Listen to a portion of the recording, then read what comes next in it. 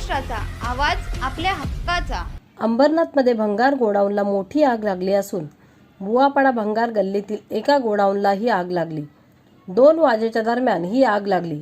अग्निशमन दलाच्या 3 ते 4 गाड्या घटनास्थळी दाखल झाल्या असून अंबरनाथ, उल्हासनगर, कल्याण येथील अग्निशमन दलाच्या गाड्या इथे पोहोचल्या आहेत।